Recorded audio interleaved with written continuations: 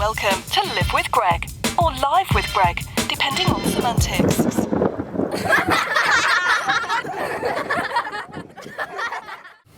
We rolling? Rolling. Liam, another episode, Live with Greg. Yes, sir. This is the mom episode. Mm-hmm. Sure is. We'll just get into it. So, did your mom ever talk with you about her family? About her family? Yeah. Or her failing? Family. Family. We'll get into her failing later.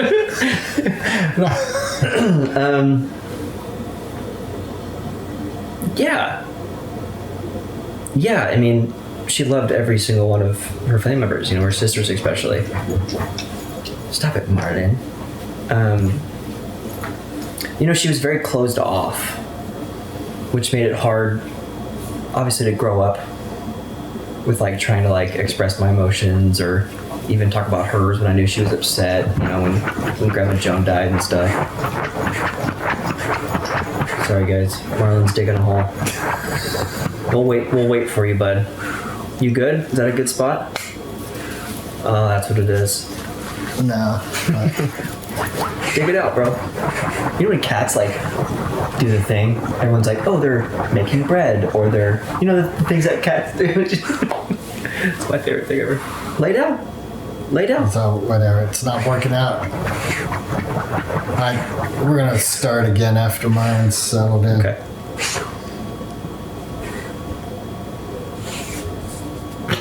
I always wondered why dogs do that. The circle thing and the digging. Yeah, I don't know. Something's on there. What kind of dog is he? His mom was a Chihuahua. That's not it. And his kind of father sheepdog, was, though, right? an Australian Shepherd or something in that could be realm. it. You good? Because I know rat terriers do that when they dig holes to look for mice or rabbits, whatever. That was a killer picture you posted on Instagram with you and Buddy. Like my dog buddy? The Buddy. Oh, duh, the dog buddy. Yeah, thanks, man. You're welcome. Yeah, it was good. That was in Guala, obviously. Guala looked nice. I was it was wow. killer, yeah. A little fog in the morning at night, but it breaks at noon or 11, and we just, it's 70 degrees right now. It's nice. Right on. Maybe start or no? No, Okay, we'll just roll it. So you're saying your mom was closed off? Yeah, so growing up, her talking about any kind of emotional, anything really, her feelings, my feelings, sister, whoever, it was non-existent. So it's hard, how are you feeling? Are you okay? Let's talk about it. She never, anything, I feel from her childhood, for adulthood, her entire life, she never acknowledged anything that happened to her, traumas, emotions, work stress, anything. Nothing. She did it, she self-medicated and closed off and kept so much in. I'm sure it was just compiled to the point where, never really saw her break. It was just she just kept doing these things that were unhealthy for her body and mind, and that was kind of it. So on that front, there was no talking a lot about any sort of emotions. But yeah, she mentioned, Katie and Liz and Tina and her grandchildren she loved the most, it seems like. So there was some there, but even when she was, sick and in the hospital, there was not still there was no emotions, really. She was scared, had a little bit of that and anxiety and stuff, but not hey, I need Liz up here, I need Katie up here. Nothing like that. Just the way she was. I don't know if she was trying to be like that, or didn't know how to, or I think it made her really uncomfortable to talk about emotions and stuff. She was just there was so much stuffed in. Where do you start? Kind of thing. That's my take. Well, wasn't she in AA for a while? She was. And that's pretty much about sharing your inner life, isn't it? Yeah, I've never been to AA. I know a little bit about it. Sharing life stories, getting sober, obviously. It's a support network and system and a brotherhood, familyhood, the kids I work with go to AA and NA meetings, but my dad and her actually met in AA. before I was born, obviously. So like good things came from it, I guess. I came from AA, I guess, technically, you know. Yeah. But yeah, she was in AA and NA through most of her life before I was born. I think like her 20s, maybe 30, whatever. Yeah, she did.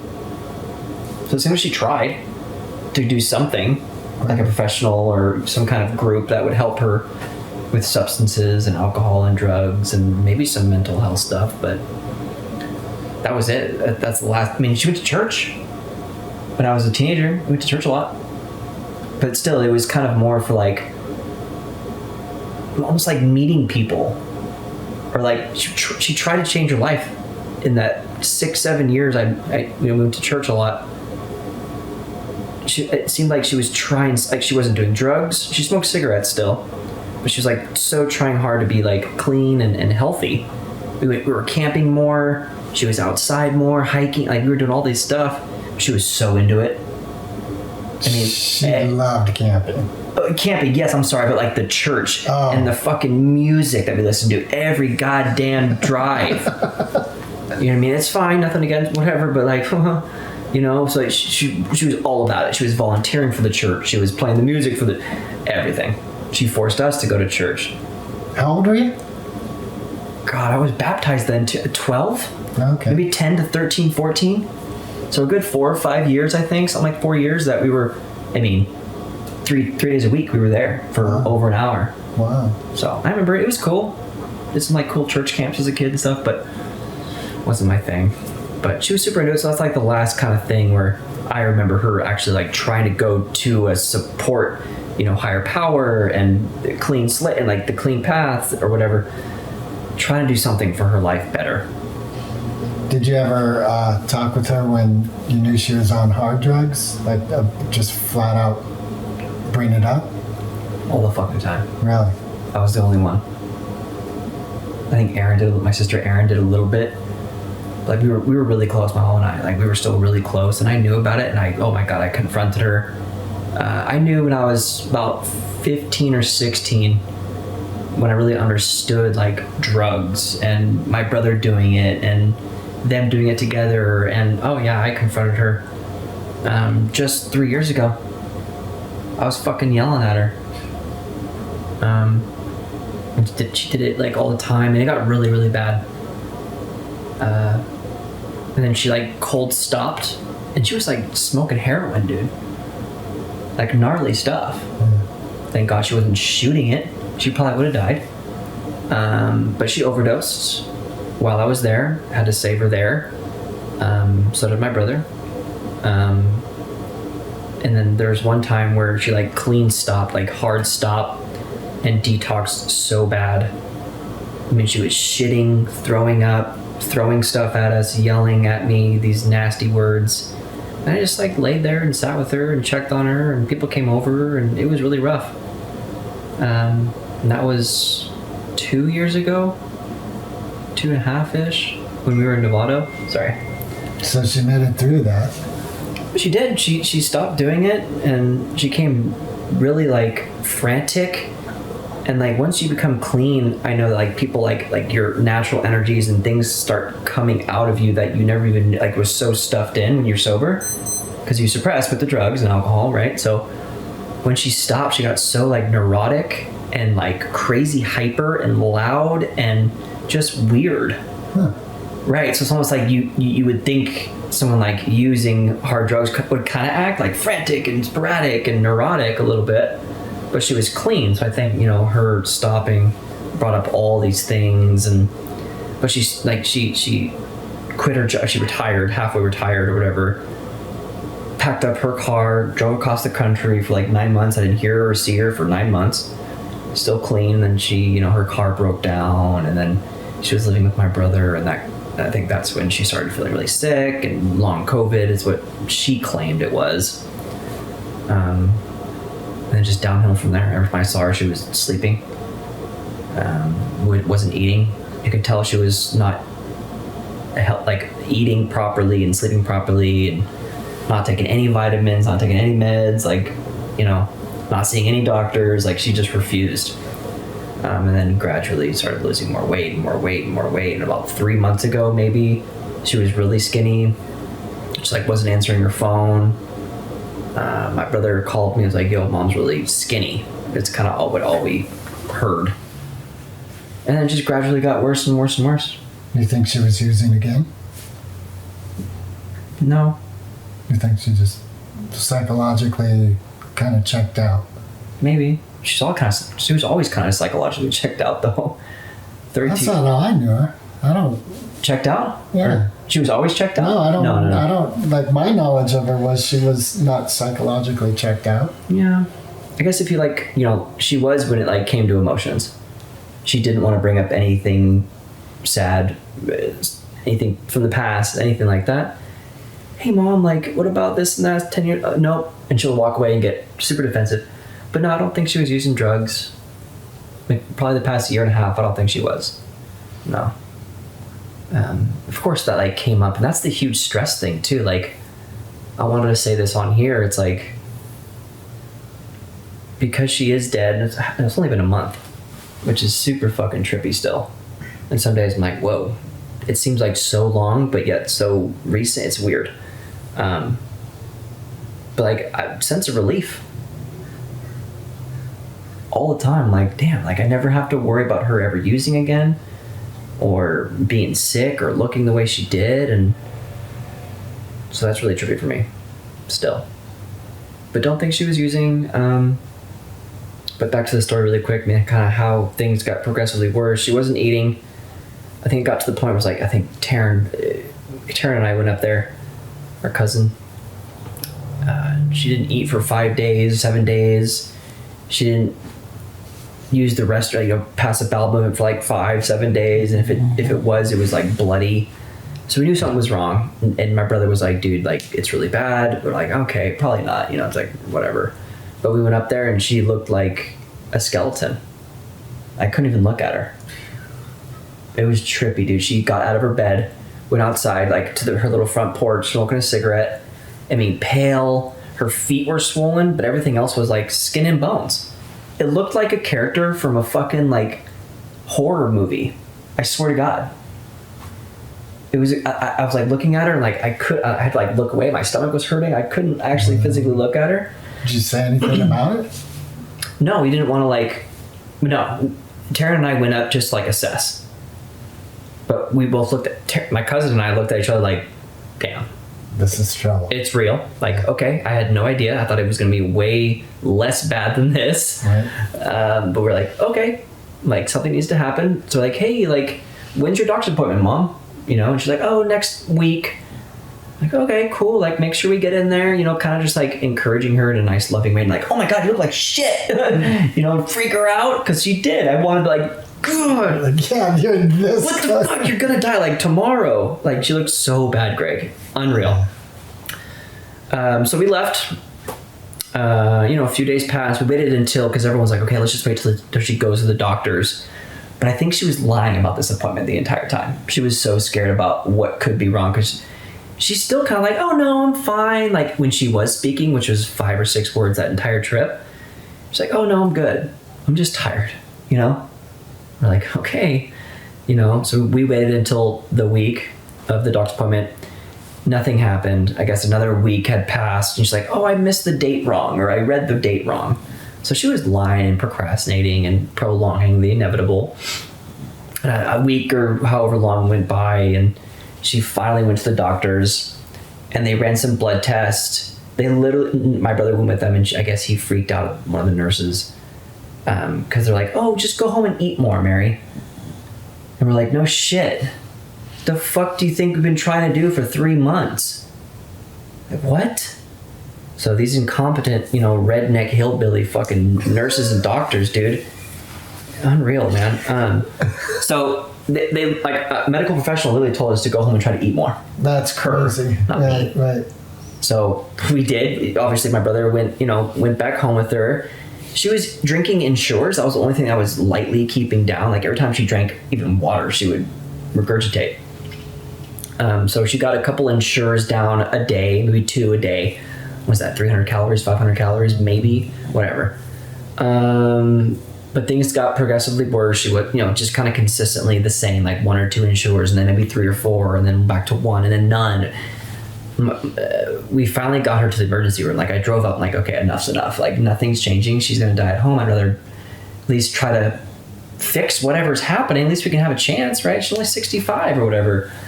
It's a little young, man. So I went up there. My brother and I were like, okay, let's go. Like, to the ER now. Like, went up there, we got her in the car, admitted her, clearly something was wrong. Even the nurse was like, okay, like, we're gonna do these things. She got CAT scans and whatever else. The original thing, what they found was a couple things. Was a big mass on her colon, but that wasn't even the emergency part. Emergency part was a strangulated hernia, right?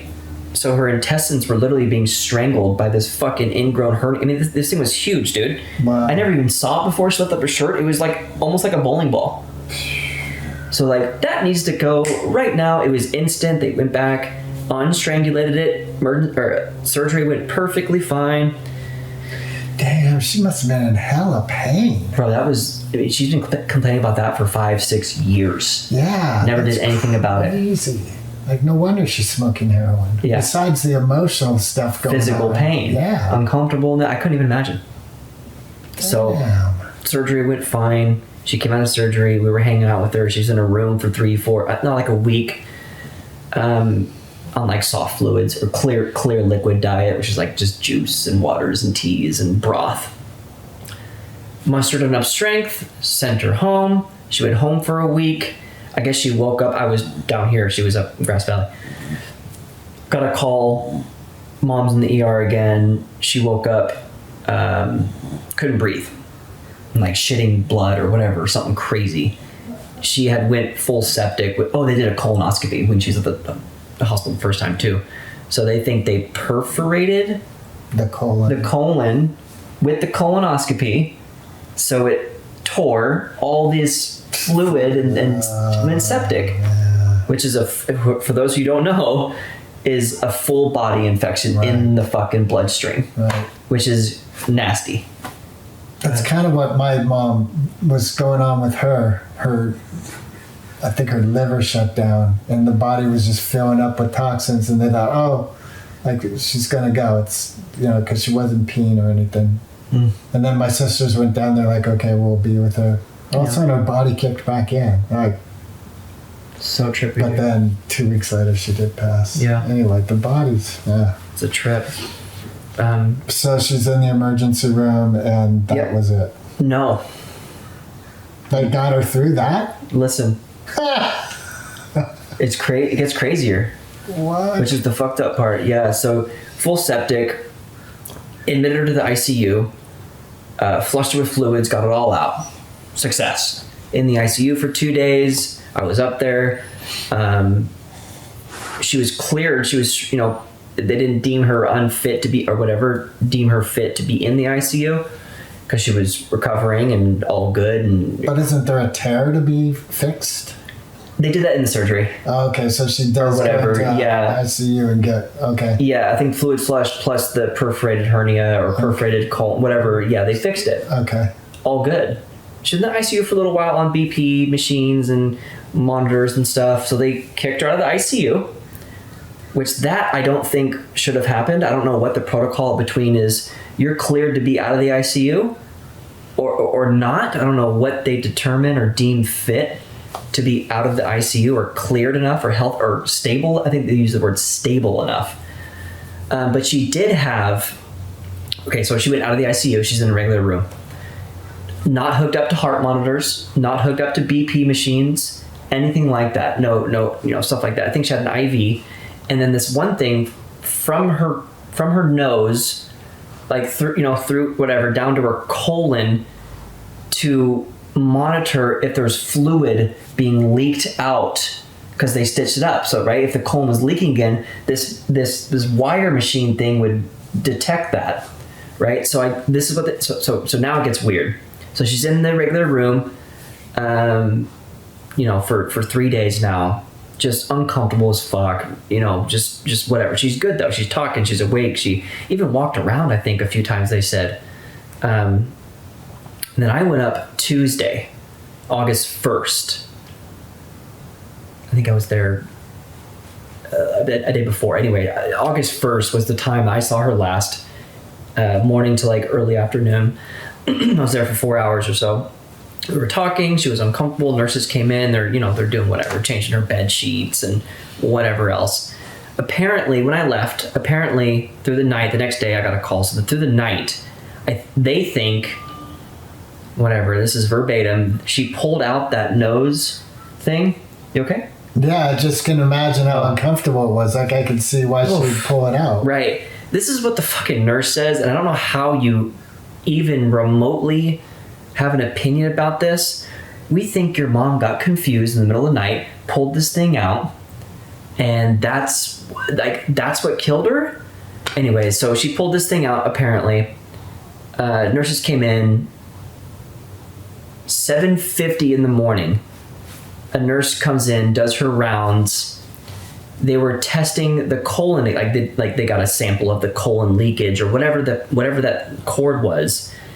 I guess they didn't notice that this thing was out, maybe, or they didn't put it back in, or they didn't say anything about this cord being this thing being pulled out.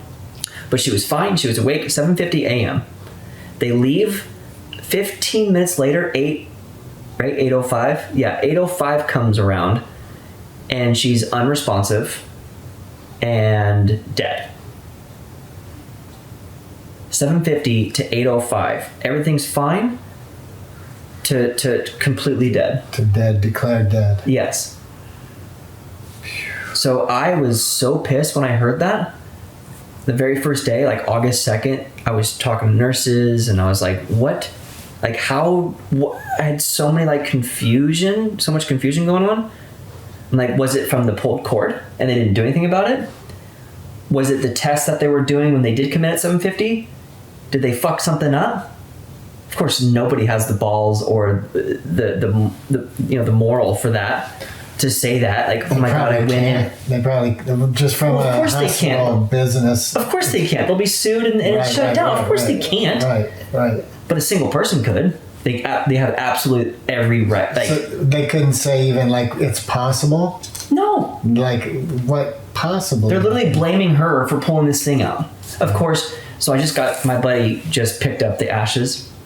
We cremated her. Sorry, I just ruined that.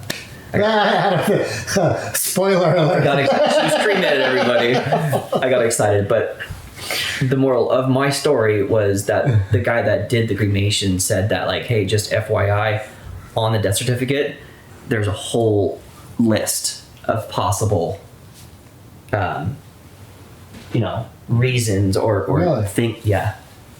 Like, this is a long list. Well, that's crazy. I haven't seen it yet physically, but on the death certificate it says a whole bunch of things. So we don't even know. We literally don't know. It could honestly, it probably could have been a dozen of things, but saying you're stable out of the ICU. Oh, I'm a nurse. Oh, you're good to go. Go back in your room. Like, you're good to go. But if there was like a heart monitor or a BP machine, I was talking to Taryn about this because she has some medical experience and she has nurse friends and doctor friends and stuff. If she was hooked up to any machine, and most hospitals, she said, every hospital should have this, but if your blood pressure or heart rate drops, first it spikes because it's going to like the fight mode, right? So it overworks. Alarms go off, bells and whistles, lights, sirens, fucking get in here and help me. And if it drops too low, same thing. Nothing went off. So either she wasn't hooked up, which I'm 99% sure she wasn't hooked up to, or nobody responded when it was bells and whistles going off. I'm guessing she wasn't hooked up. Me too. Yeah. Because she was. From what you just described. Because she was stable enough to be out of the ICU, and that's when the ICU they have BPs and heart monitors and bells and whistles do go off because it's critical, right? So clearly she wasn't stable enough. If you die in 15 minutes. Well, doesn't it? Excuse my crassness, but does it cross your mind like there's an element in this divine life of when it's time to go, you go? Sure. Has that crossed your mind? Yeah. I think my mom was stronger than that. I literally think, like, I don't know, when I saw her Tuesday, dude, she's like, I'm not dying.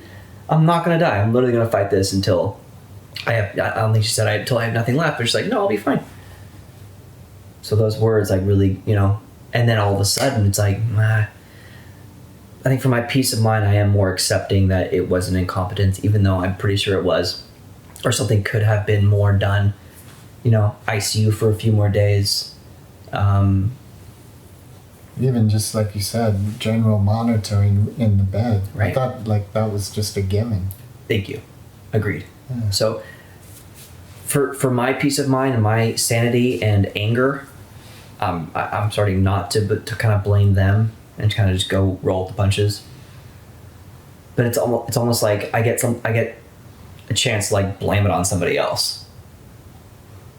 You know what I mean? Makes me feel a little better. It's like, well, you guys fucked up. She was stronger than any one of you. And she was. So I don't know. I think I'll come to a point where like I don't need to pin it on anyone or anything or one specific thing. Like, she's fucking dead, dude. What am I gonna do about it? It's not gonna bring her back. No. If anything, it potentially just sour the whole experience even further. It could. I almost like when it first heard that, and I actually met a lawyer friend playing pickleball, and like a week later, I'm like, I'm gonna go outside, dude. I met this lawyer guy, and he does like, I forget what he said, but not in like, litigation. Yeah, but like in hospitals with anyways, he's done cases where people have messed up in hospitals, and the person filing gets a bunch of money, essentially. He's like, it's worth it. Why not give it a try? But so I was like, okay, cool. I wouldn't mind $350,000 and my mom dying. Like, that'd be fucking cool. Why not? What's gonna hurt? Right. Yeah. So I got his number. We exchanged things, and we talked it out. I was like, dude, the system is broken. Like, through the lawyer fees, and these hospitals are gonna, you know, suck up every penny they possibly can. You might come out with nothing. You might come out with $100,000 or whatever he said. But you got to get like all the doctor's notes, medical records, all these things. I requested those things, and the hospital just denies it. But they deny that records exist? Yeah. No. Giving them to me. HIPAA. I get it. My brother would probably have to do it because he was on the like emergency cards or whatever. So I kind of just let that one go. Sounds healthy to me. I want money though. I want to sue fucking people, dude. Okay, have fun with that. No, I'm not going to. The American way. Yeah, I'm not going to. I let it go, but yeah. So, well, what do you think your mom would want? I don't know, man. She was kind of a fighter. She doesn't really take any shit. You know what I mean? She didn't take a lot of shit. She stood up for what she believed in, and she firmly had her, you know, opinions, and she was a badass, right? She was just a freaking ox. So, what I think she would have wanted... In regards to suing. No, I know. I'm saying to myself. I'm sorry. That's all right. Probably just let it go at the end of the day. What I think she would have done is fought it and sued and yelled at some people, which I did. Who knows? But So if you switch it around where you're the one who, like, right. she leaves and now 15 minutes later you're dead. Right. You think she'd do a lawsuit? Yeah. She would clearly investigate thoroughly, for sure. Yeah. Well, with her actually being a director of nursing as well through her most of her life, yeah, I think she would. Yeah, I do. So does that have any merit to your decision? No, it doesn't. I was in a weird spot. Obviously, my mom had just died. I was angry. My first reaction was angry. I actually punched my dresser really hard. I think I sprained, but I thought I broke my hand. My first reaction, my brother called me, and I just started wailing on my dresser because I was like sitting over it, you know. So my first reaction was pissed off, and then all these things kept coming, which, you know, the hospital called me, and they told me all these things, and they just sounded so, I don't know, man, just sketchy. So I was pissed off about what I heard, you know. What So- keeps coming in my mind is you describing when you went up to visit her and she looks like a skeleton, like you couldn't even look at her. Yeah. And she's saying, everything's fine. Mhm. I'm fine. Mhm. Don't worry about it. Yep. Sounds like someone who's given up on life. It did. Yeah. Yeah, before she went to the hospital the very first time, when I did see her, she's like, "Oh no, like I'm just whatever. It's a bug," or like she blamed it on something so like, "Oh, I got the flu," It's like, come on, Mary. I think a mosquito bite. It would Right? go away. Yeah, I ate bad fish. Yeah. 12 years ago. No, I don't think it was giving up. I think it was avoidance. It wasn't quitting attitude. It was avoidance.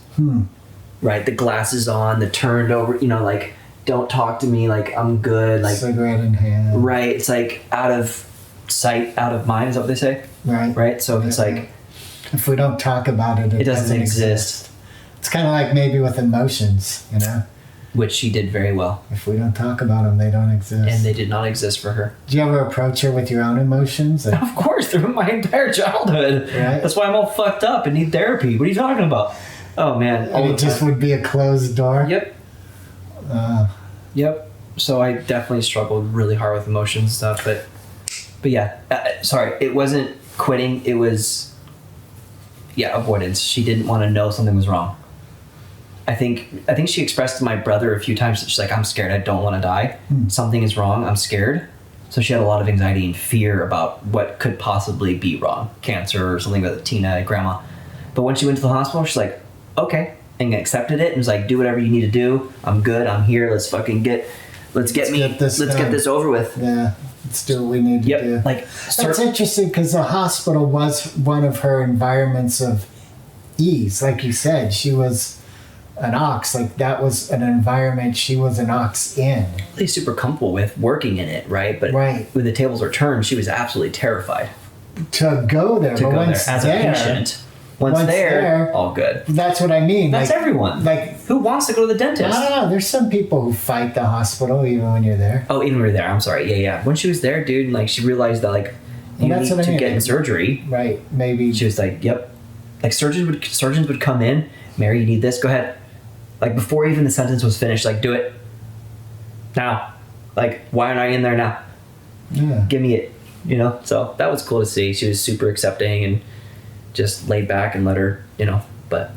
Have you had any experiences since she passed of her presence? I had like a dreamish nightmare the other night, but nothing until just the other night. Mason, we were sleeping here, and Mason woke up this morning and was like, "Did you hug me last night when I was sleeping?" It's like, "Nope." He's like, "Maybe it was Jack, because Jack lives upstairs." I was like, "Nope, definitely wasn't." And he's like, "Okay," and he said maybe it was Grandma. So I think he's having a lot.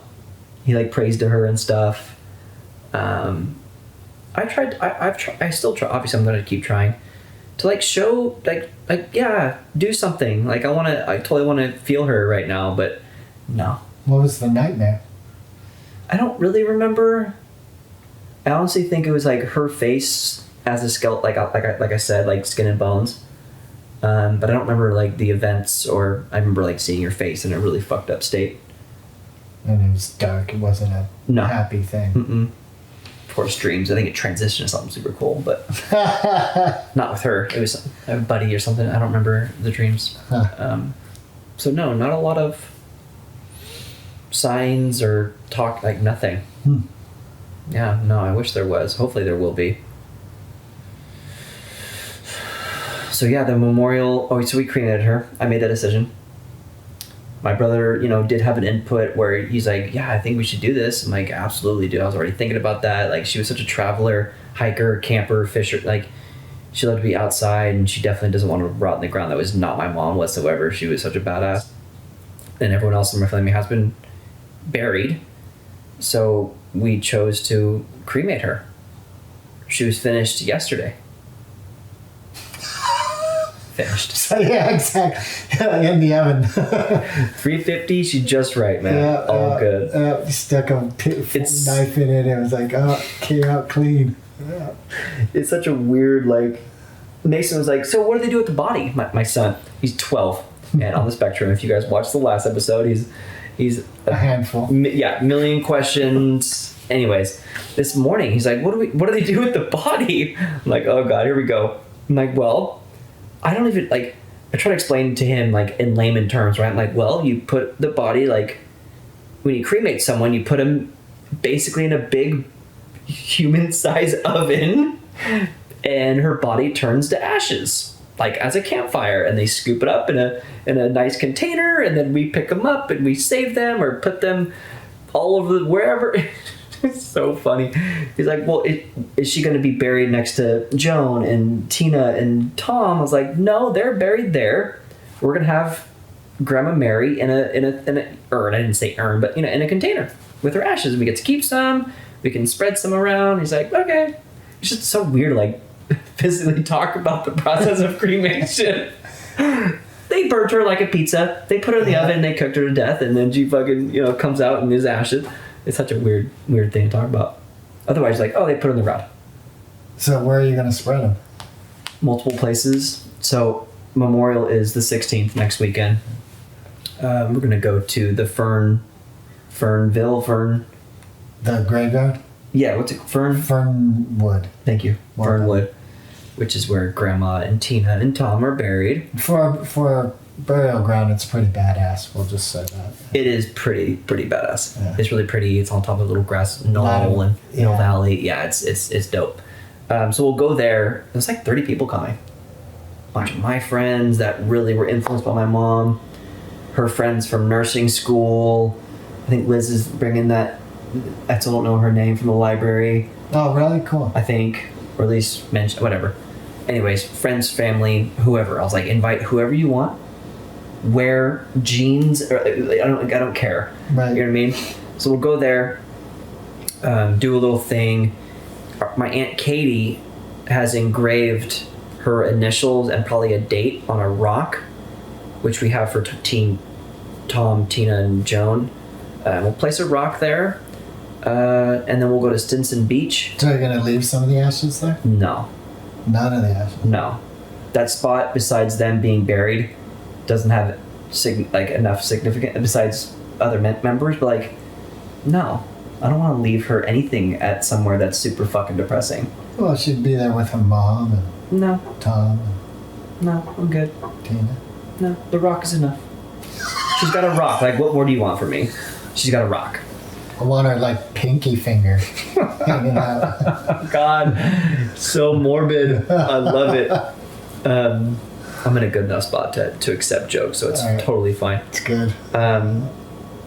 No, dude, like, so we're going to Stinson Beach afterwards, but she took me, every weekend it seemed like when I was a kid. Even as an adult, we took my son and the grandkids there and stuff. Her grandkids, not mine. So we're going to go to Stinson Beach, and I know it's a big, like, illegal thing, so don't tell anybody. But I'm going to, like, It didn't happen. It didn't happen. By the time this airs, this airs. Yeah, there's no. Anyway, doesn't matter. Whatever. It's okay. Shh. Mum's the word. Don't tell anyone. Mum's the word. Left and right today. Boom. It's the Dave Chappelle. It's still up. That's still. Yeah. That was a while ago. Yeah, whatever. Good juice. Anyway. Stinson Beach. I'll do a little sprinkle. Not like. Have you ever seen The Big Lebowski? Yeah. The dude abides and John Goodman and all that. Where their friend Donnie dies. And Jesus. Yes. No one fucked with the Jesus. Yeah. They go and spread their friend's. That's right. Donnie's ashes. And fucking John Goodman's in front. And he's doing this, right? Spreading the ashes off this LA cliff. And the dude back there is just getting just pummeled with that. human body ash. That was brilliant. So that's been coming up. That's a bad joke. We'll skip that. Yeah. Tell me after. So I'm going to go out a little bit in the ocean, just put a little and say some bullshit. And in the waves, like actually. Yeah, 100%. Right, yeah, sweet. yeah. She liked the boogie board. That's what I'm saying. We're gonna bring some boogie boards. My friend's going to bring a skim board. We're going to have a little party. Right on. I'm going to bring the energy of a celebration of life. Cool. I don't think everybody else has that mentality yet. I know, like, my Aunt Katie hasn't processed a lot of the emotions. She's like, I never really cried yet.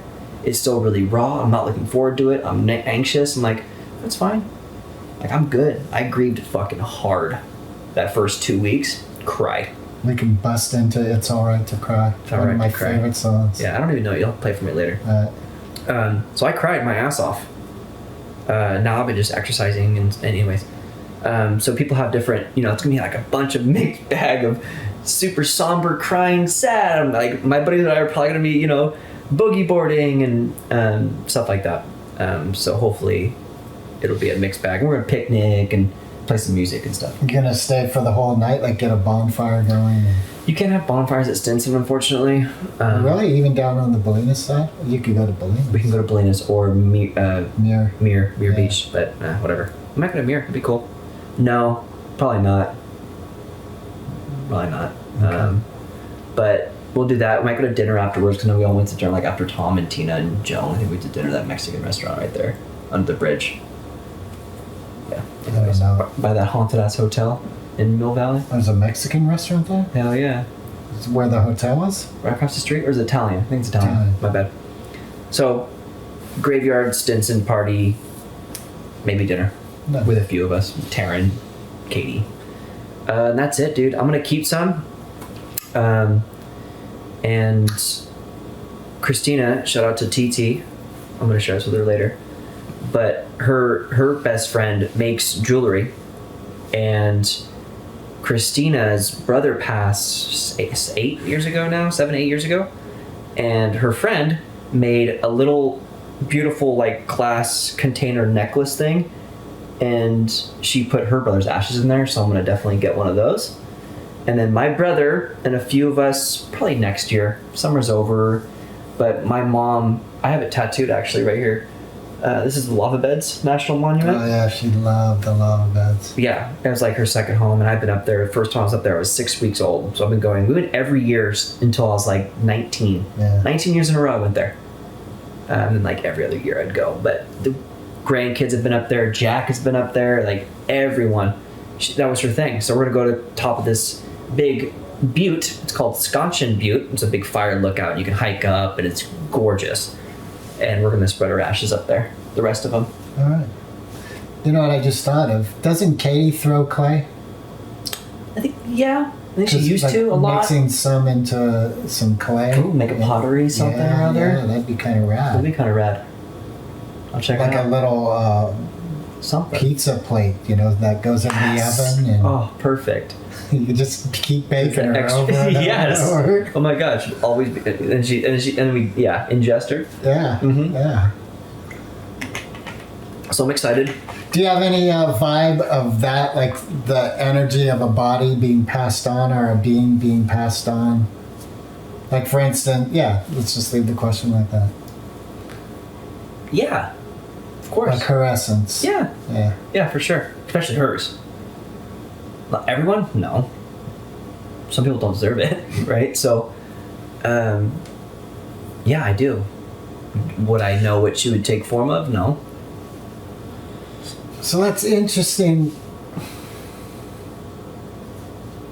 Before the last episode, our previous episode, Mm-hmm. I pictured a very volatile relationship that you had with your mom. But what I hear is a very loving, respectful relationship that you have with your mom. That's a deep one for sure, dude, because obviously I loved and respected her. She worked her ass off. Single parent, 3 kids. I was the youngest. As growing up, I was very lot of animosity, a lot of hate, a lot of anger towards her, because I was this little kid with a lot of emotions and very sensitive child that just wanted to talk to her and hug her and hang out with her and be like cuddly and sensitive with her. But she was always working. She was never, like, a lot of the time she was never physically there. She was working her ass off. And she'd leave at 6 in the morning, wouldn't come back till 8, sometimes all night. It took me a long time to understand why she did it. A lot of it, I think she was avoiding going home. She's a lot like me. If I stop and chill, I get like depressed and anxious and what's my purpose in life? And it's like I have to be constantly moving and helping and working and exercising and shopping and cooking and cleaning, So she worked a lot, as a kid, and I took myself to school, baseball practices, taught myself how to ride a bike, like all the above, you name it. So there was, for sure. And then the drug thing, dude. I mean, I put up boundaries years ago when I was mid-20s, 26, 25 or whatever. I'm 32 now. So there's a good chunk of my life where I'm like, I want nothing to fucking do with you or my brother. I had to put up boundaries. Again, shout out to TT. She taught me a lot of boundaries and stuff, and I read books and whatever, and really had to practice it. Like, you're not allowed around my kid. I don't want you, like, around me. How'd that go? Because you said she loves her grandchildren, like, beyond. It wasn't enough to have her stop using drugs, that's for sure. She'd probably hide it a little better when she was around. I was weak about it. I wasn't a firm, nope, I know you're high, nope. It's like, again, last podcast, like, I need some help here and there. And she was functioning. She was still working, and COVID hit, and she was working from home and stuff. But like COVID really, downhill. She was at home all the time, and obviously using drugs. So sometimes I had to let her in, right? Either I felt bad for it, or I physically needed her help. But other than that, we weren't like hanging out. We weren't like buddy. I really was uncomfortable by her. Yeah, there's definitely some trauma with her still to this day in me that I am working out currently and seeing therapy and all that. But no, I mean, of course, and then you know your mom's sick, and you will 99% believe that she's sober, so you do have a sense of like, okay, put that shit aside, sack up, and go be loving and sweet and supportive and be a son. Now your parents need you, So that's what I did for sure. So I'm glad I wasn't still pissed or held on to that when she was in the hospital sick and there was a couple scares, and I saw her Tuesday, give her a big hug and loved her so much and this and that. And there was one time in the hospital, I think it was the first time she was admitted. Obviously she had like Dilaudid or morphine and right out of surgery or whatever. She's like, was I a good mom? Like, I'm so sorry for everything. So she, like, this much came out. I think it's the only time she's ever fucking apologized, which is tough. It was cool to hear, but you're almost like in shock because you never hear it or have never heard it before. You know what I mean? Yeah. So like hearing those words, and it's like, am I a good mom? I'm sorry I tried so hard. I'm sorry for all the fucked up things like this and that. Never mentioned drugs or anything specific, but just a generalized apology. It was so quick and brief. I was like, it's fine, like, you did great. We had that little talk. It's like, no hard feelings, all good. Yeah. So I definitely was loving and supportive in there and holding her hand and hugging, like, all that. For sure. That's wild. That's almost what in my imagination someone would say if they know they're going. Yeah. That's when you just let all go. the walls down, and that's what was trippy. It, like, wasn't all the walls, you know what I mean? Like, if it was every single one, I don't know. Maybe I anticipated more if it was like okay, here I go, like, here's everything I could possibly say that I've always wanted to say to you or whatever. It wasn't like that. It was like, I'm right out of surgery, I had this 5 words to say to you, like, I'm sorry, did I do okay, like, I love you, that was it. But it wasn't like she was fine. She was like laughing, and it's like she was just doped up from the anesthesia or whatever. Right. Yeah, so that one got me for sure. Yeah, I mean, there's so much things that I wish she would have apologized for, and like specifics. And like making amends, actually, I've been going to Al-Anon meetings, and that's been helping and stuff too. And I think the last one I went to was just a few weeks ago. I've been missing it. They mentioned making amends. They're working on step 8, which is, you know, making amends and stuff like that. And I'm just like trying to do that more and more, just like every day, like it's all right. Like, I don't know, it's just really hard to like forgive myself, forgive her too. Like, she hurt me, straight up. Not physically, Right. but oh my God, like extreme mentally and emotionally. With the drug use and the blatant, I don't want to say neglect, but a form of it, absolutely. Like, I think I was neglected as a kid and as an adult, even when I needed her sometimes, you know. But being able to like forgive her for all these things is really hard. And just like my dad, 4 years ago now, right before COVID, it's like, you motherfucker, like, you didn't apologize. I didn't get to tell you anything how I feel. You didn't meet my kid, like nothing, man. Of course, my kid with, you know, his mom's gone. He has no, I don't want to say no, but like a consistent, you know, solid, badass woman in his life. Like, my mom was, no offense, like, was the last one that was consistently there. It's his fucking grandma, you know what I mean? Like, it's almost like his mom. So he's been acting out and confused, and he's almost 13 too, so he's being a little bitch lately, but... well, isn't yeah. his grandma back east? But Midwest, she's... Wyoming, Montana, but yeah, once a year, and she'll call maybe once a month. That ain't consistent to me. It's not. That wasn't me, that was Marlon. But yeah, I mean, sure, she's still alive, but it's not like the relationship Mason and my mom had, for sure. Did your mom reach out to Mason to make that relationship so regular, or was that more you and him reaching out to her? Both.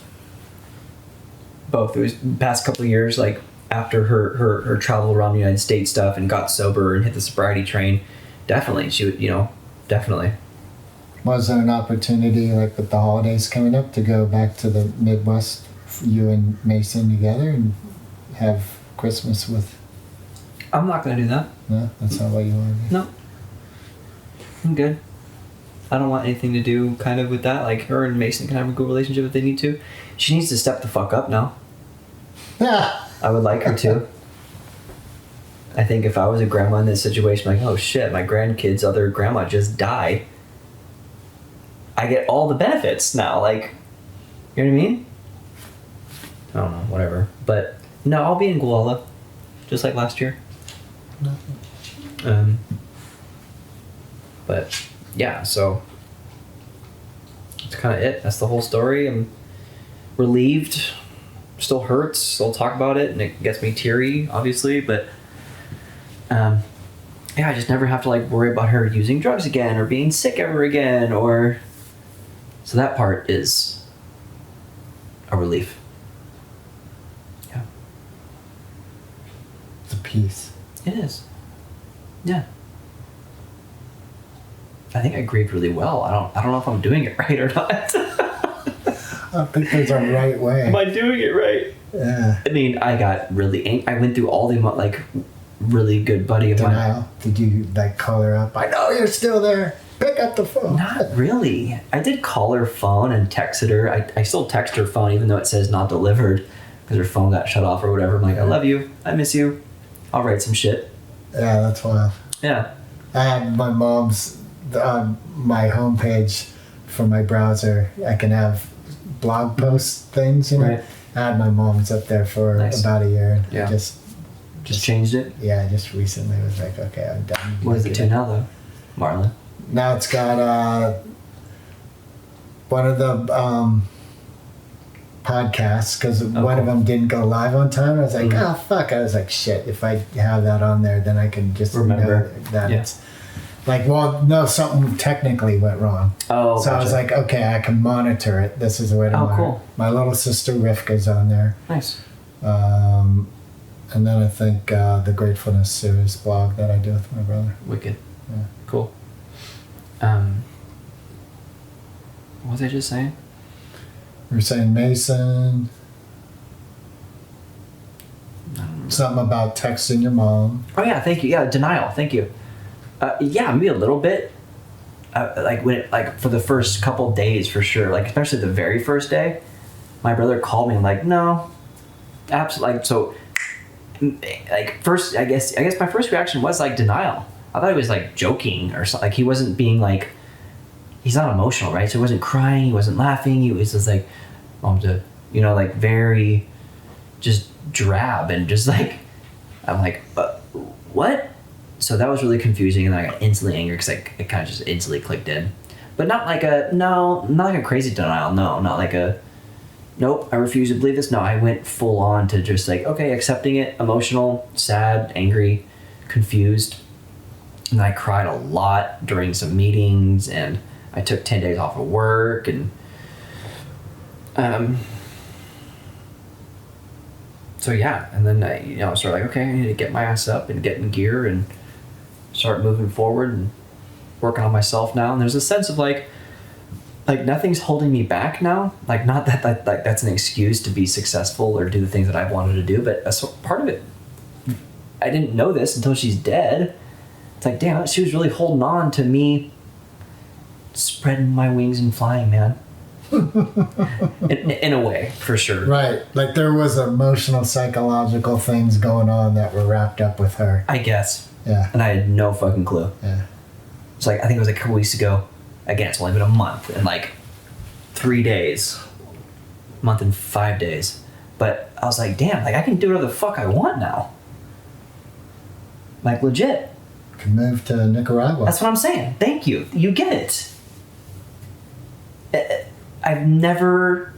Obviously there's like, little dreams like, oh, it'd be cool to live in LA or, or, whatever. But now I'm like, I don't ever have to like worry about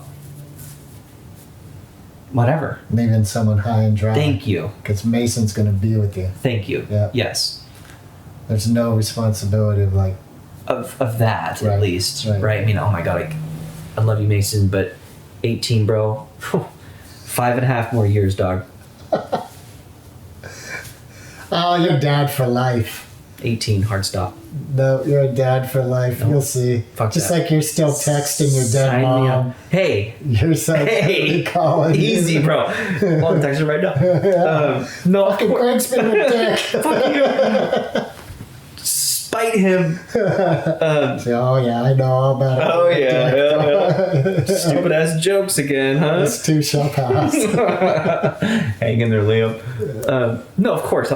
Yeah, but like I just praying to God that like 18, he just like. Does he want to go to school? He does. Yeah, he wants to go to the military. Hopefully, he still will hang on to that. He's been saying it for years. Can the military take someone who's on the? God, I hope so. Ah! God. You ever watch Arrested Development? Arrested Development. With Jason Bateman and... Is that the one where they had the stage house and they all live in the stage? Yes. I've watched bits and pieces of it. Shout out to TT again. She's got me watching all these shows. So yes. Not obviously religiously or full the way through, but yes. It's hilarious. It is hilarious. Do you remember when he's trying to throw the note? Yeah, in the ocean. Yes. I love that guy. That's the taller, skinnier. That's not Yeah, it's the older brother. Yeah. Will Arnett plays him. And, it's Toby. Is that his name? Fuck, I forget the character's name, but Will Arnett, dude. Will Arnett. I love that guy. Gold. They have a podcast. Him, Jason, and this other guy, Sean. Did you ever watch Will and Grace? No, Okay. I've heard about probably one or two. My mom actually loved that show. All right, so Loved it. Sean, I'm gonna mispronounce his last name. Anyway, the three of them are two super tight friends, and they've been doing this podcast for years. And what I love about them is they rip each other, but then they also love each other openly. You Love know? it, dude. And yeah. Arrested Development is hella funny. Yeah, no, I it's so funny, man. And Oh, I love Jason. I love it because now and then they'll have some people that were involved with the show besides the two, Jason and Will. And talking about how Jason's character was kind of the way for an audience watching to come into the story because everyone's so looped and dude. so self-centered and fucked up. So to have a character there that's reacting to the madness. Right. And then the audience identifies with that. Oh my god. You know, and he Oh does my so God. great. So good. Yeah. What was the moral of that? Just something fun. Awesome. No, Thank there you. was There was something there. there was something. It was about Will, something because he just what was it? There was something about, I think, just saying openly how you love someone. You know, he just Oh yeah. how he rips people, but then he also Loves them, just turns around. loves them Yep. wholeheartedly, and yeah, Do you have any relationships like that? yeah, Do you? yeah. Care to share? I think Chris Dienstog is the one person. Who? Christopher Dienstog, the guy from the Money Tree. My friend, Oh, yeah. buddy. He, you know, we've been brothers for decades, and I can rip into him, and he can rip into me, and the love's strong, and we've been through shit. Like, I remember a few years ago, things just went south in a bad way. I was like, well, that might be the end of that relationship, and so okay. Wow. I'm okay with that. Yeah. You know, and a few months later, because he was like, oh, you know, I want to talk about what happened. I was like, all right, I can't right now, blah, blah, blah. And he's like, all right. And then if it took a couple months for us to get together, and we're hanging out and shooting the shit, and I was like, well, do you know, want to talk about what happened? He's like, no, I don't have anything. Do you? I'm like, no, I'm good. We're like, okay. Sweet. Yeah, so... You think that's healthy though? Yeah, it was, because it was it wasn't an avoidance. It was a clarity that whatever it was healed. Mm-hmm. And I think it was a clarity on both parts. I think I have that with my kids. Like you and Jonah have that, huh? All three of them, three. I think. Yeah. But I don't, like, well, I've learned from, like, the Mark Went, who I do the podcast with. Mm-hmm. It's interesting. A while back, because we had meetings about it. Right. And he said, you know, like, you have this habit of just kicking me when I'm down, like, just sticking the knife in. I think you enjoy it. I don't even realize it, though. And I'm like, I've been doing it ever since I was a kid. So see, this is interesting. And Mark said, it's like, and he kind of said the same thing. And he said, you know, and I'm like, well, when? Like, when did that happen? Right. Because there's no consciousness, oh, you're down, I'm going to kick you. There's nothing going on. Like, I wouldn't do that. Right. So here's his solution. Okay. I have things to say about it, but yeah. He said, all right, from now on, I'm going to take responsibility for my feelings. And when it happens, I'm going to go, ouchie. And that way you're going to know it just happened. And it's silly and funny, right? I was like, but it's valid and it makes sense. It's a great way to communicate. Right, exactly. Ouchie's a little, you know, whatever. It's funny, it's comical, but it's a great way. The other thing that happened, I was just on this movie production. Cool. And it was fucking intense. And there was one day where I was attempting to get an actress from Mexico City paid and back on a plane and out because she was done. And it was a thing amongst all the other chaos that was going on. And a gentleman who... Was it the same Baja movie? No, this has just happened a month or so ago. Okay. Yeah. This movie's called Golden with the director, the gentleman who wrote it and directed it. His name's Nick Leisure. Cool. Sacramento in Mexico. Anyway. Can't wait to see it. Yeah.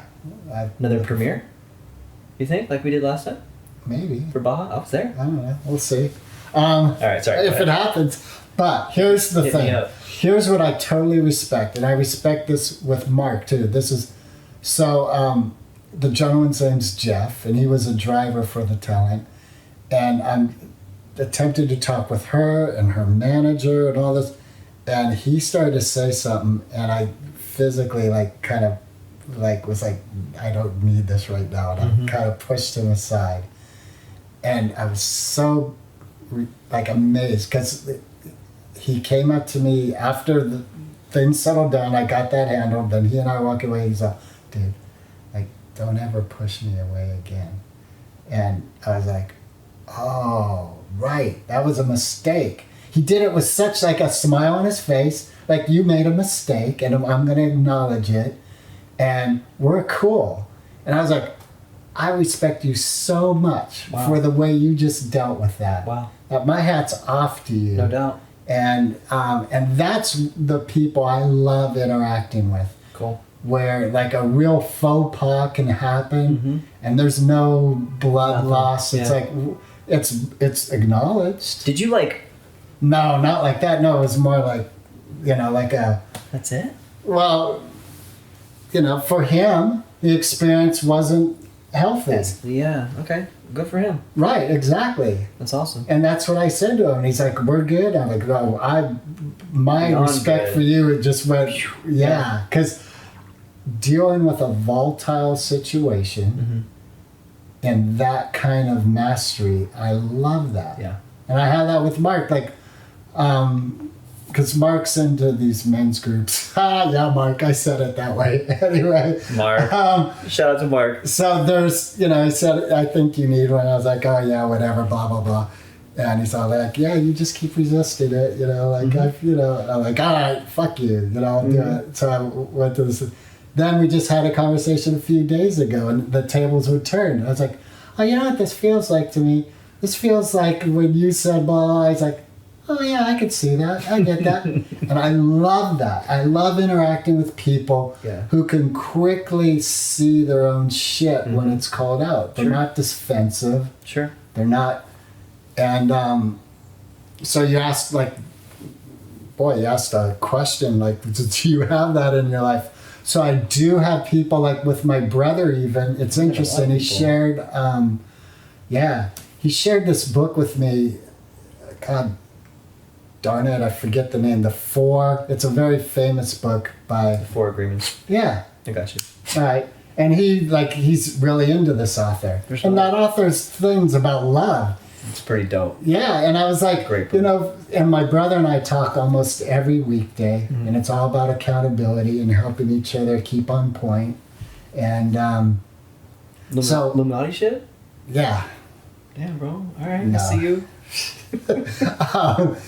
And a while back, I was like, how come we don't say we love each other to each other? Like, and I could feel in me like it was difficult. I didn't like. I didn't want to say it. Say I love you or say why don't? No, say I love you to him. You didn't want to. Right. Because it was uncomfortable and weird and That's your real brother? Yeah. So now I say it and he says it to me. And when he first said it to me, like we don't say it a lot, but I remember when he first said it to me, I was kind of shocked, like, whoa. Damn. And so it is interesting how there's people in our life where love is in full agreement with both people. Like, yeah, that's what's important. Tell people you love them. But because of the way we grew up or whatever, it wasn't a thing. I noticed with like Liz's side of the family, like they say I love you more. It's like almost like, pass me a cup of water. I love you. Like, yeah. And yeah. I love it. Yeah. So that's what I've been doing more. Which is interesting. Like just now as you said that, like maybe saying it is almost like so you don't have to show up and actually do acts of love. You just say it and it replaces ever doing anything that you would do things for people that you love instead of, you know what I mean? I do, and I think what I want is both. Because that's what right. Fucking A. I want to be verbally told and physically shown that you love me. Right. And emotionally. All the above. Right, exactly. You can tell me, like Mason, it's like, my son, it's like, don't talk about it, dude. Be about it. I'm sorry, I'll never do that again. I'm sorry, like, I'll be better. It's like, your words are kind of start meaning shit now. I think that came up in our last episode with the Bursting Bears. Yeah, bro. Where they said, the mom goes, sometimes sorry isn't enough. No. It's like, so the love thing, it's like, that's great. Keep telling me that's fine, like, whatever, but back your shit up. Yeah, that's Show me. Yeah. Show me. Yeah. And speaking of my mom again, like, she did things in a way that I probably still don't fully understand the way she showed her love, but like overworking and like keeping a roof, food, and some camping trips. I think that's kind of it, right? And of course, like towards the end there, we were saying verbally saying I love you too, but not a lot growing up. Well, one thing I need that. Your mom was constant reassurance. You know, that's interesting too. Like, this was going to be about our moms, but it's mostly been your mom. But my mom, I think, was very loving with strangers, like very open, the doors wide open. But when it came to her own kids, there was an element of, dysfunction. Yeah, extreme.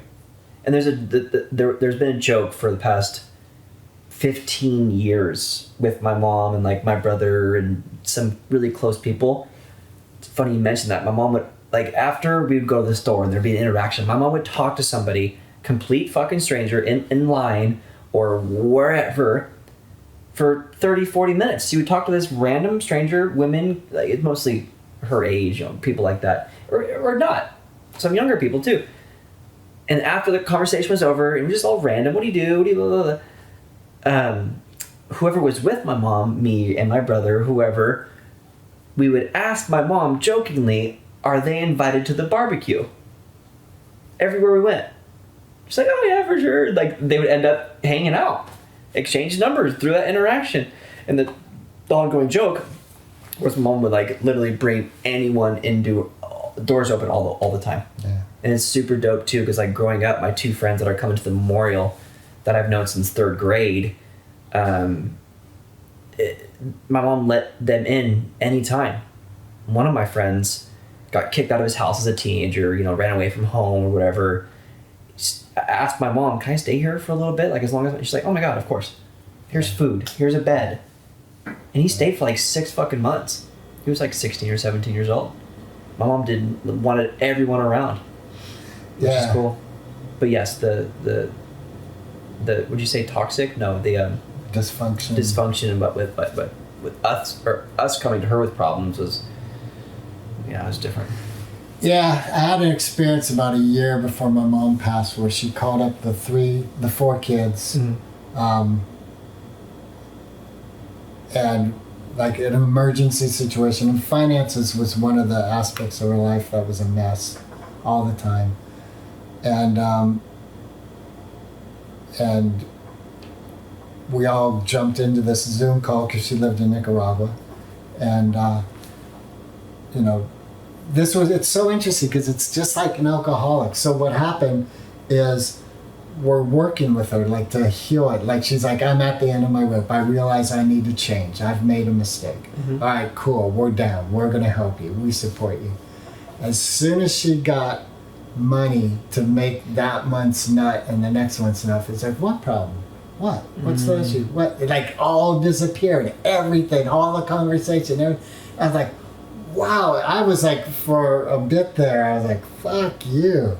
Yeah. And I realized what my sisters had been going through very intimately for decades, because I never really got involved in that realm of her life, but now I was. And what's interesting though is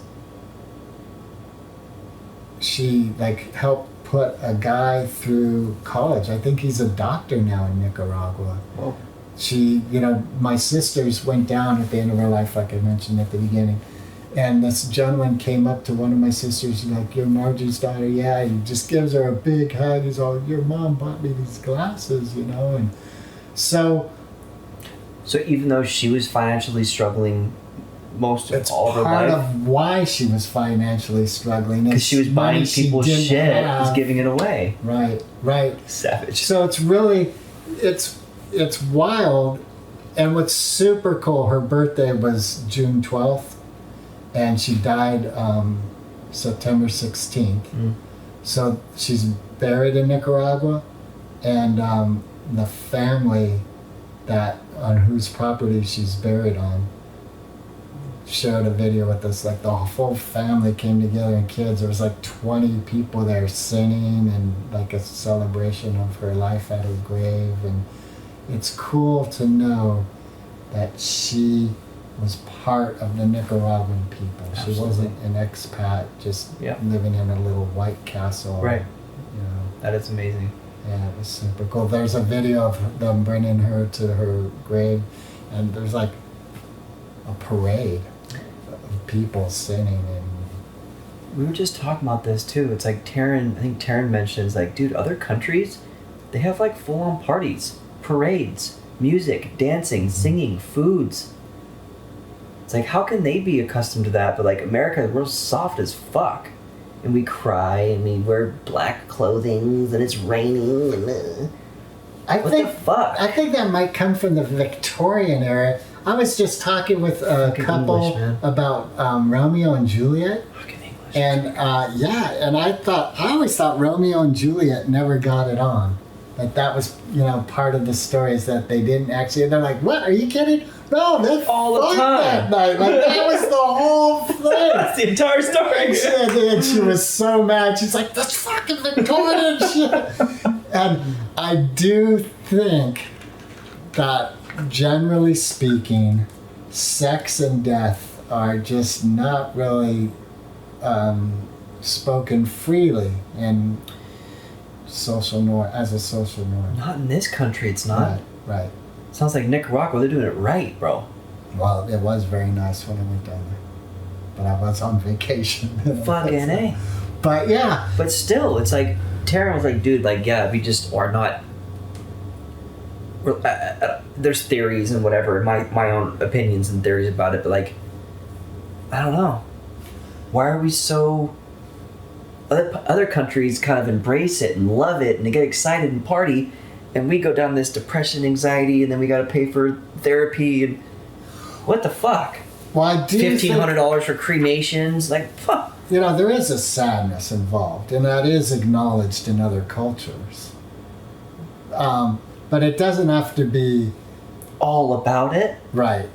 It just seems. I mean, I'm trying to break out of that, and obviously, not every single person in the world, goes down and it's all dark and gloomy and sad, obviously. But like, there's celebrations of life all the time. But it just seems like we're a little softer. Almost like want to be sad, or I don't know. Anyways, I don't want to get down that one rabbit hole at all. But it does, like, I watched YouTube videos like other countries like having these big massive parties. In New Orleans, though, there's the infamous parade, the jazz parade where the weird. casket. They're beautiful people. They're Creole. I love that, man. I want to go there so bad. I've heard that if you ever partake in one of those, it's an amazing experience. Oh, I'm sure, dude. Yeah. I'm sure. There is a country, a Joe Rogan podcast, I forget which one. Don't remember which country. Fuck, I want to It was fuck. Pixar. Fuck you. I'm gonna fuck this story up, but maybe even Tibet, something like that. Anyways, they take the body and they walk 10 miles whatever, on this giant mountain, put the body there, and they all have this big party and watch birds and hawks eat the body. That's wild. And they're all like, yeah, it's so fucked up. They're ripping arms off and flying away. That's crazy. That'd be madness. That's pretty. So I forget what fucking crazy ritual that country was, but it's actually kind of cool. It's like, that's pretty badass. Yeah, that's badass. Yeah. Pretty sweet. Obviously, like, It's the Viking burial. Thank you. Oh, wow. I was literally just talking about it. I was like, dude, I swear, because, our family's helping with the cremation thing. But cremation was $1,500. He even made a deal with us. To bury a body, it was like 10 grand. Yeah. Are you fucking kidding me? Yeah, I'm in the wrong business for one. That's absurd to me. So I told my brother, I was like, dude, I swear to God, if I die before you, and if this is not in writing, like, remember this now, then I want you to either, put my body on a little ass canoe and fucking send me off and light it on fire like the Vikings, or just, like, go out in the woods, start a fire, and put my body into it and scoop some ashes out for myself, man, for free. I don't want you giving any money to any home people just to burn me. I will fucking freak out. So you Viking actually style. won't be able to freak out. You'll be dead. I'll come down and Really? What you rain, holy I will haunt you. I will haunt you in your sleep, bro. But I was just kind of funny. I'm like, this is crazy. Yeah. Like the amount of money and what you have to go through. Like take my body and do whatever you want with it. You know what I mean? What about science? What about science? Like they're always needing cadavers and things. Yeah, maybe. I mean, yeah, You know, I'm down. teach some kids. I think I actually am in an organ. I think I am on organ donor list. Yeah. Well, what about like even from medical school? They need dead bodies to. No. You can only do so much with a frog, and then you need a body. No. Nah. No, Nah. you don't want to support science. No. Okay, No, I don't. okay, pagan. Learn your own way through medical school, bruh. You're a richy rich. Yeah, that's my shit. No, definitely not. My brother made a funny joke. He's like, dude, I want you to taxidermy my body and put it on the wall in your house. That's funny. Mike Healy, my friend Mike, the tall one. Mm-hmm. He wants to gold plate, like it's solid gold. His body's like made golden, and then shot into outer space. So an alien, You get a capsule? like an alien grouping will come across it and think, oh, this guy's been a great god of Yes, this. just worship him. Recreate his. Oh my god, it's hilarious. Yeah, I think it's fun. It's just a weird thing that we do here in America, I guess. Like, I don't know, other countries are just more fun about it or something, more accepting about it, and we just haven't really been taught, or I don't know what it is, but I get it now, obviously. Maybe, you know what I just thought, because it's been coming up a lot. I don't buy into it so much with the whole Catholic Church and the power of the Catholic Church and how it's really controlling and all this. And maybe by keeping a fear of death going on, that's a way to control people. That's what I'm saying. Yeah, we have a fear around death. Yeah. Probably, dude. Illuminati. Absolutely. confirmed. That's what I'm saying. So, who knows, but I'm relieved. I'm excited to have, which is crazy. Our family, obviously, we all come around in situations like this, which is all right. We hang out at Thanksgiving, but not everyone. But everyone's going to come together because someone died. When's the last time everyone was together? Probably when Tom died. You know what I mean? Right. Yeah, that's what I... But Christmases have been sprinkled here and there. Like, there was like 5 of us at Thanksgiving last year. None of us were together on Christmas last year. You know what I mean? So it takes somebody dying for us to actually come together. I'll take it. But still kind of shitty, Well, you could start shooting family members whenever you get lonely. Well, of course. Yeah. Bring the family together. Totally. You start... Yeah. What is it, like 10 of us left? I don't know. The family grows. There's Mason and... Yeah. I get it. Yeah, like the oldest ones. Yeah, Bodie, and hopefully they start having kids. Not Bodie now, but like Robin. She's 20-something, right? Yeah. That'd be cool. You're gonna be a grandpa? I'm not worried about it. Good for you. That'd be super cool. You alright? Yeah. Why am I shaking? Yeah. I'm just old. That's weird. I need some heroin. Oh my god. That was too soon. Sorry. No, you're good. I'm just playing. Hey, yeah, you were gonna expand on Too soon. on my digging the knife in when you experienced that, like when. Oh, we all did. We all thought you were such a dickhead back in the day. It's like, Yeah. now I love it. Now I love the jab. Like, you don't kick me when I'm... Actually, you did. And I can't tell you a specific time, but like growing up, you'd make super, like, just jokes about things that didn't need to be joked about. That was essentially it. I mean, looking back now, they were hilarious. I have a buddy from softball does it too. And it's amazing. But like, looking back, I'm like, oh, it's fine. And you do it now, and it's all good, but like, not like when I'm down. I wanted to say too, I think some people need to own up to say, hey, like, I'm down right now, don't joke about anything right now. Because how are you supposed to know if I'm down? If I'm like, hey, Greg, nice to see you, all good, even though I'm really fucking shitty, and you make a joke, and then I get mad at you to kick me when I'm down, that's not your fault. That's my bad for like, hey, I'm in a shitty spot right now. I don't need any of your jokes at this moment. Right. Yeah. So, That, it's not your fault. again, ultimately the people I like to really interact with are people who, bottom line, take responsibility for their feelings and their shit.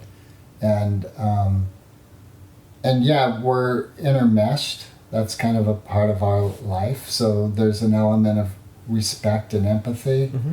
But ultimately, if you say something and it hurts my feelings, those are my feelings. Right. And it's my responsibility To get to over master, well, to master how I react. So I could come to you, just like Jeff did. He came to me and said, Greg, don't ever push me away. it. Smile. Yeah. Yeah, like Moved on. really, yeah, It's awesome. yeah. I'm trying. I definitely react more than like, okay, like that sucked. I'm gonna go to you. Like I'm good now. Now I'm gonna express it in a mature way, adult way. Right. But I still practice it for sure. I react really quickly and like, okay, that was unnecessary. Like I'm sorry. So I think get it. what it is too is interacting with people who want to grow and they course. want to learn. And that's their practicing right there. It's like Right. whether or not they mastered it, they can practice on everyday situations. Right, right. And part of that is saying I love you Yeah. and backing it up, Mm-hmm. talking some shit, having some fun. I do dying. love like blatant communication. Blatant communication. Yeah, even if it's gonna suck, like I do genuinely respect like, hey, that sucked, or I'm in a shitty mood, or I really want to be with you, right? Like, tell me how you're feeling. I can't fucking read your mind anymore. You know what I mean? And I really appreciate that, and it makes me grow and help you better, and we'll always get along. Like, there'll be no issues if you clear. I'm hungry, but I don't want to make food. Can you make it for me? Yes. Oh my god. Yeah. How easy was that? Yeah. Right? Like relationships, like, oh, I'm hungry, but I'm not gonna tell him, and then I'm gonna get mad because he can't I'm read gonna my hope mind. that he comes home with the What? salad. Fuck no. So I can go on and on for that, but I am really enjoying, like, I'm trying not to be black and white with everything because I really, it makes me more comfortable being black and white. But at least with clear communication, Yeah. I need it. I really do. And I think that just reminded me of a conversation I had with Jonah about a month ago. And we kind of ended on this spot of, I want the space to make a mistake. Like, hey, maybe I did hurt your feelings. And let's talk about it. Let's be like, instead of it being like a deal killer. Do you not give him space to No, deal we with do. it? We do. You do. Yeah, I think we both do. Then why did he express that he wants... What we're expressing is generally like the people we interact with and how we want The royal we. right, and the relationships we want in our life. Say that again. He wants the space to make a mistake. Well, we both do. That's what we were saying. We want the space. So even if you make a mistake, I'm not like, I can't be with you anymore. I can't hang out with you. You suck. Right. Okay. Right. Yeah. That sounds amazing. Yeah. I know some people like that in my life. Yeah. Yeah. That do give me the space to fail, and it's okay, and you know, they're not like, they don't react, and they just listen, and they see me and hear me, and they don't treat me any different. Right. I fucked up. Let's fix it, work on it, and I'll be right here. Nothing's changing. So that's fun. So do I. Feels good. Yeah. Feels really good. Best. Yeah. Yeah. I think I've struggled with that with Mason for sure. I don't give him an opportunity to fail. And I was reading something about like mental health and trauma response and stuff like this, and blah blah blah. It's like you got to be able to give your like accept failure. Like you got to be able to let your kid trial and error. Let him fail. Let him fall on the ground. Let him eat the shit that doesn't taste. Like let him learn without like no do that.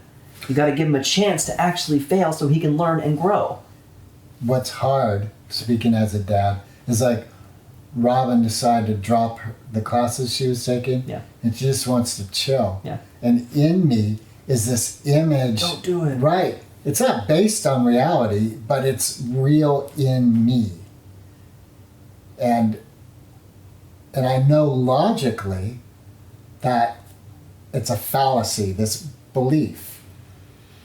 But I still operate from it. Of course. But luckily, knock on wood, I think I'm conscious enough where when I communicate with her, I go like, oh, here comes a dad thing. Are you ready for a dad thing? Oh, you express that? Yeah. Cool. And I say, and I do my best to really support her, because she even spoke to me and said like part of her grappling with the choice was feeling like, oh, I'm a loser if I quit. And she's not like, she has her degree, she has a job offer, it still needs to go through the board. She's clearly not a loser. Like, right. there's And evidence even of if that. she just decided to chill out for 3 years, 5 years, whatever, like ultimately we want our kids to be happy. And if grinding is, you're not happy, like David Goggins, he's happy doing what he's doing. He loves it. Savage. He's a savage, right? And I can totally relate with that. It's like I'm just like drilling Mason with all these things that I think he needs to do to succeed. And I'm just like, fuck, like I need to chill out, dude. I'm just wasting my time. And I might teach him a few things, might stick along the way. But at the end of the day, he's going to be something probably completely different. Or choose a completely different 180 path. If you think of what's really taught you about who you are in your life, it's experiences, it's not lectures. Agreed. And that's what I mean by logically we get it. But inside there's still this energy alive So that's fucked up. Yeah. It's fucked up. Give me a gun, man. I'm going to put an end to this. You know what I think it is? Obviously, I have some minor regrets about like my traditional schooling or having a kid at 20. Don't do that, or and wait till you get married. And I've never even been married.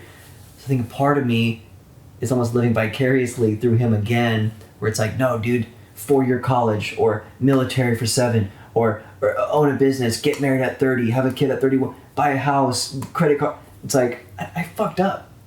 I didn't do it the right way, and I'm just now catching up, right? I mean, I had a kid at 20, anyways. So like, I did it very untraditionally, and I'm trying to like set him up Right. the way I want it to be set up, because I have a dad telling me what's right and wrong, and I think that's my, not issue, but that's my Challenge as a dad. Sure, yeah, my mechanism for Right. me fucking up and kind of trying to Yeah. I could see that. not having with my him own to experience. run yeah. through the same mistakes, I guess. We live our life through our children. 100%. Yeah. But he's like, dude, leave me alone, man. Like, relax. Yeah. He's gonna do what he wants. He's such a crazy kid anyway, so it's like, it's hard for me to like not express and not try to teach him these things and try to or encourage him to do these things that I think I need him to do. Fuck. So I need to relax for sure on that. But yeah, Robin's doing great, I'm sure. I mean, she's traveling fucking to Europe, so can't do that bad. Pretty dope. She's got Well, good everyone who friends. travels to Europe's doing good. Super, super good. Yeah. Yeah, Worked for Hitler. He traveled all around Europe. solid. That just reminded me of Norm Macdonald's one of my favorite comedians. Oh God. And he used to have a picture of baby Hitler on his phone. And like when someone would be like, I'd go back in time and kill baby Hitler, and he'd be like, really? Like This guy? like Really? He'd strangle this. Okay. Cute little Hitler baby. Yeah. He's hilarious. Did he do this the show with Wayne Brady, and it's like 4 dudes, they have to like, oh my, whose line is it anyway? Remember that show? Yeah, Norm Macdonald. That's not him, right? No. Okay, never mind. That's a great show though. It was a great show. Yeah. I love Norm Macdonald. He's hilarious for sure. Yeah. But miss my mom for sure. Yeah. Who knows what will come up next, but I feel pretty damn solid. Last thing for me right here is like, I'm talking to my therapist about it too. I tell myself every day, like, you cannot just sit for a full day and do absolutely nothing. I did that once during this past month and a week. I did it one time, and I ate a little shitty, watched TV all day, played some video games, didn't go outside once. And I was like hungover the next day. And I was depressed, and I like had to claw myself out of it, but I noticed it so quickly. Like, okay, I have to constantly be doing stuff physical. You know, like taking Mason to the pool, exercising has been crazy. I just, like, yesterday was the only day I didn't work out, and I did it 9 days in a row prior to that. And it felt so good. But my buddy was like, you need to chill out, you're gonna hurt yourself. I'm like, okay, fair enough. But I played pickleball today, that was fun. But, so if I don't, like, do stuff physically to help me mentally, I just feel like it's just like I'm just like right on this edge, just like fluttering, like any second pin drop and I'm just done. So that's what I'm going through right now. But I feel I'm way up here right now because I'm staying super active, eating the best I can with the money I got, but I feel good. Farmers markets. What about it? I don't know if it's financially better. It's not. Oh, okay. Because the fruit and the vegetables Well, were of course. so good. Thank you. Yeah. Damn, like I have carrots I bought almost 2 weeks ago and they're still pretty crisp, Got any extras, man? Hook me up. But is there still Santa Fe one or has Civic Center? Yeah, Sunday tomorrow. Really? Yeah. All right. Yeah, I'll check something. I would love to spend my money on farmers markets only, but I can't. Trader Joe's, man, all day, which is fine. They have organic shit, but They do. it is what it is. It is, yeah. It's not the same. No, it's not. I don't like the plastic deal. Me neither. I mean, it is what it is, dude. What are you gonna do? Can't go boar hunting. Rob a bank. You could go boar hunting. Is robbing a bank gonna eliminate the plastic epidemic? Yeah, because you go to farmers market and you don't get plastic. That's amazing. I love it. All right. Well, I'll plan on that. Okay. Don't tell anyone. So there's 2 things they can't talk about. The 3 listeners. Yeah, I'm not going to be throwing ashes in the ocean. Okay. And I will not be robbing a bank. There you go. To go to farmer's market. And we end on that. Thanks, dog. Love you. Love you. Love you, Mom.